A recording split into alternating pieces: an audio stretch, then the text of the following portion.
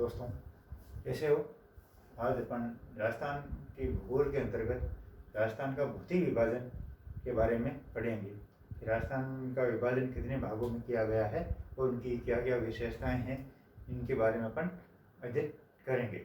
तो पहले चलते हैं राजस्थान का विभाजन। उसका विभाजन करते हैं उनकी किस भौगोलिक परिस्थिति के अनुसार।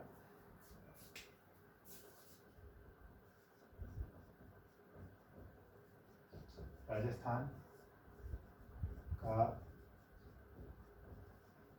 भौतिक विभाजन।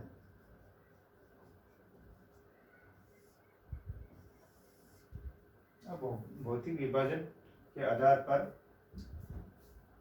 पहला आता है उत्तरी पश्चिमी मरुस्थलीय शुष्क प्रदेश।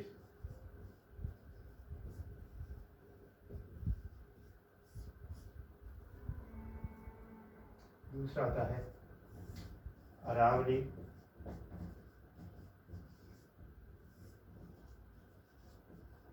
पर्वतीय प्रदेश। तीसरा आता है पूर्वी मैदानी भाग या प्रदेश। और चौथा आता है दक्षिण पूर्व का पठारी भाग।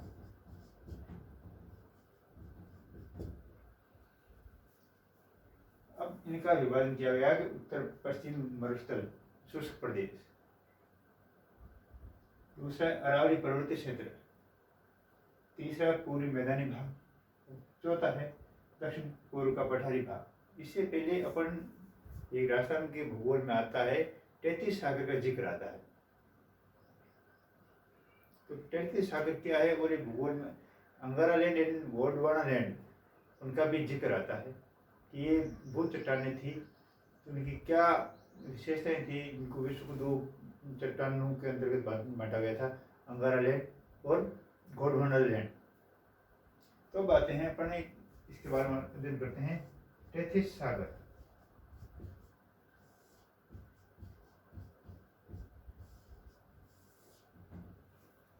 ये दो भूखंड थे,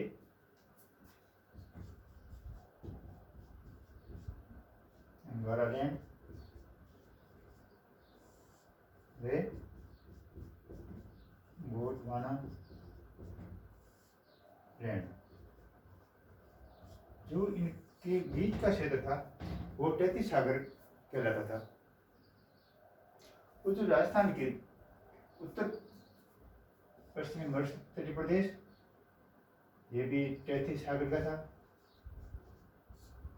और इसी प्रकार से अपन देखते हैं तो राजस्थान का पूर्वी भाग है, ये भी 33 सागर का भूभाग है।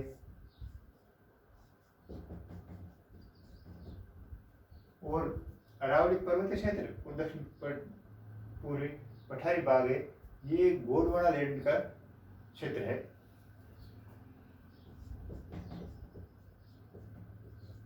गोंडवाना लैंड का भाग है।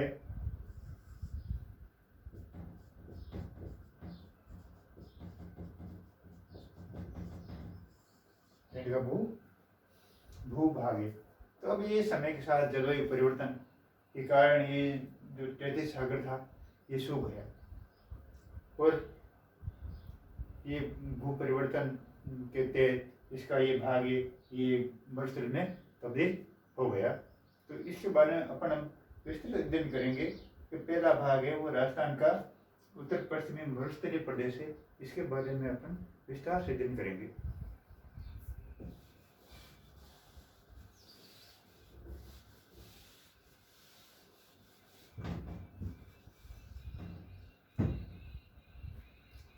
ये उत्तर पश्चिम मरुस्थलीय प्रदेश है, यानी शुष्क क्षेत्र है जहाँ बालू मिट्टी है, रेती रेत है।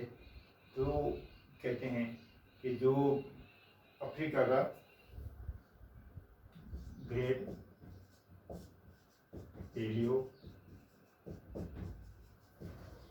आर्कटिक आर्कटिक मरुस्थल है जो कि अफ्रीका, इसको अफ्रीकी मरुस्थल उसका भूभाग मानते हैं कि इसका विस्तार होते हुए पश्चिम एशिया में फिलिस्तीन, अरब प्रदेश, ईरान होते हुए ये भारत तक पहुंचा है, ये जो कि उसका भूभाग है। अब अपन देखते हैं तो इसके अंतर्गत राजस्थान में जो क्षेत्रफल है वो 61.11% है, और जो इसमें जनसंख्या निवास करती है राज्य की वो कुल है वो 40%, 61.11 भूभाग में 40% जो जनसंख्या यहाँ की इस भाग में निवास करती है वो छितराई हुई है, यानी ज़्यादा भीड़ भाड़ का इलाका नहीं है यहाँ पर। अब इसमें देखते हैं कि वो क्षेत्रफल है, इसमें 12 जिले शामिल है।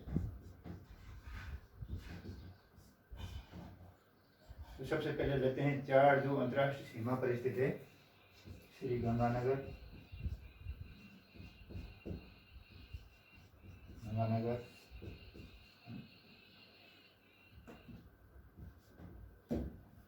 बीकानेर, जैसलमेर,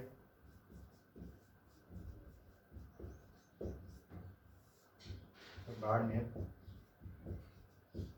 अब इनके साथ में लेते हैं हनुमानगढ़,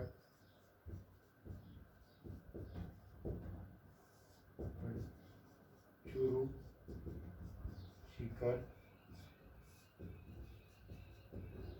झुंझुनू,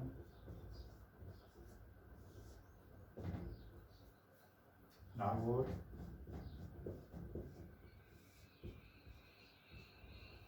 पाली,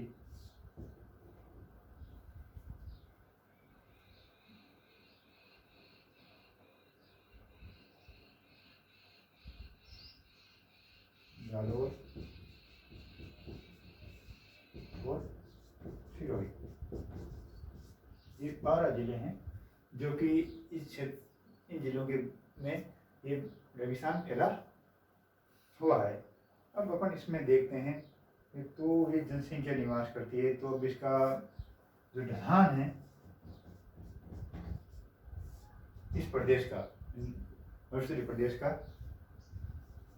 पूरब से पश्चिम तथा उत्तर से दक्षिण।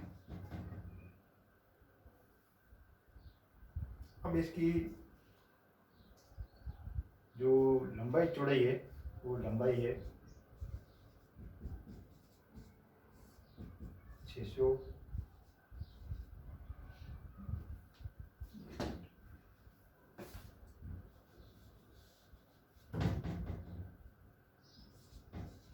640 किलोमीटर, और जो चौड़ाई है वो है लगभग 300 किलोमीटर।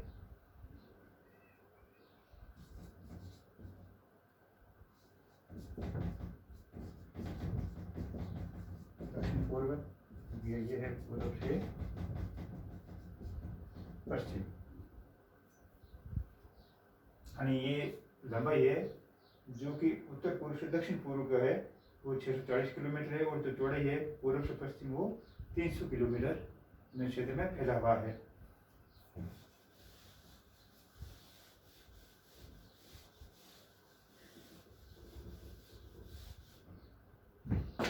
अब यहाँ पर देखते हैं जो वार्षिक वर्षा है, तो इस क्षेत्र में बहुत ही कम बारिश होती है। वार्षिक वर्षा का औसत है वो लगभग 25 से 50 सेंटीमीटर है, और जो वर्षा होती है वो अनियमित होती है, वो नियमित नहीं होती है, कभी ज़्यादा कभी कम, जरूरत के अनुसार यहाँ पर बारिश नहीं होती है। और सबसे कम इस क्षेत्र में बारिश होती है वो है जैसलमेर, यहाँ पर सबसे कम बारिश होती है जैसलमेर में। इसी प्रकार से अपन यहाँ देखते हैं तो तापमान है वो गर्मियों में ज़्यादा होता है, क्योंकि रेत होती है, बालू रेत, वो जल्दी गर्म होती है और जल्दी ठंडी होती है। इस कारण यहाँ पर टेम्परेचर है वो जल्दी बढ़ जाता है और सर्दी के कारण यहाँ टेम्परेचर है वो नीचे गिर जाता है। तो वो गर्मियों में टेम्परेचर है यहाँ लगभग 49 डिग्री, कभी कभी 50 डिग्री को भी पार कर जाता है। और जो सर्दी है वहाँ कभी कभी माइनस में भी चला जाता है और लगभग -3 डिग्री के आसपास भी पहुँच 3-4 डिग्री, क्योंकि वो जमा बिंदु नकी झील है ये, वो जम जाती है, कभी कभी यहाँ पाला पड़ता है तब।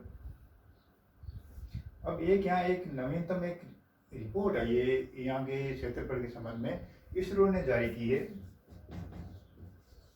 इसरो ने, जो कि 2007-8 में जारी की थी, कि राजस्थान का जो क्षेत्रफल है, जो रेगिस्तानी क्षेत्र है, वो लगभग कुल प्रदेश का 67% वो भाग है वो मरुस्थल है। यानी इस हिसाब से जो मरुस्थल है वो भी बढ़ रहा है, घटा नहीं है। अपन प्रयास कर रहे हैं वृक्षारोपण की, फिर भी इसकी रफ्तार है वो भी बढ़ने की जारी है। अब इसमें वो यहाँ देखते हैं कि जो यहाँ की मिट्टी है वो रेतीली बलुई है, जो कि यहाँ ज़्यादा वो जल्दी ही दिन में गर्म हो जाती है, रात में ठंडी हो जाती है। अब यहाँ पर खनिज पदार्थ भी काफ़ी मात्रा में पाए जाते हैं, जैसे पेट्रोलियम है, पेट्रोलियम जो कि बाड़मेर इस मामले में काफ़ी अग्रणी है। जैसे बाड़मेर में जो तेल के कुएँ हैं, मंगला है और वहाँ पर रिफाइनरी भी काम भी चालू है, जो पचपदरा में है। मंगला जो कुआ है, जो जहाँ पर मनमोहन सिंह जी आए थे और यहाँ इस टर्मिनल का उद्घाटन करके गए थे। इसी प्रकार से अपने यहाँ पर देखते हैं तो यहाँ कुछ यहाँ खारे पानी, यहाँ इसके साथ साथ में लाइम स्टोन भी मिलता है। लाइम स्टोन जो कि नागौर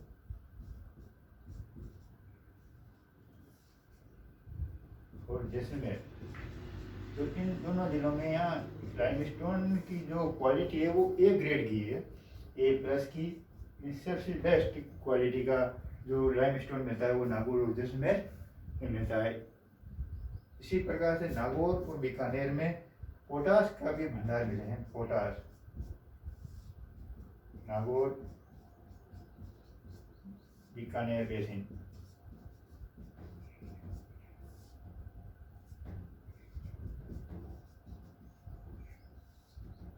इसी प्रकार से यहाँ पर जिप्सम भी मिलती है।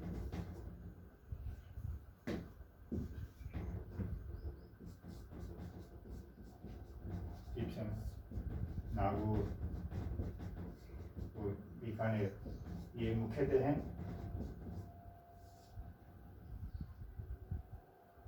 अब इसी के साथ साथ अपन यहाँ देखते हैं तो यहाँ पर कुछ झीलें भी हैं, जो कि विशेष तौर पर खारे पानी की झीलें हैं। झीलें हैं वो खारे पानी की है।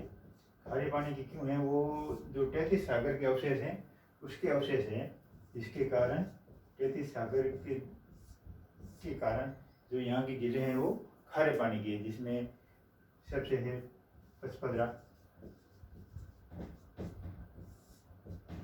डीडवाना और करणसर। ये बाड़मेर में है। रिफाइनरी का काम जारी है। ये डीडवाना नागौर में है और करणसर बीकानेर में है।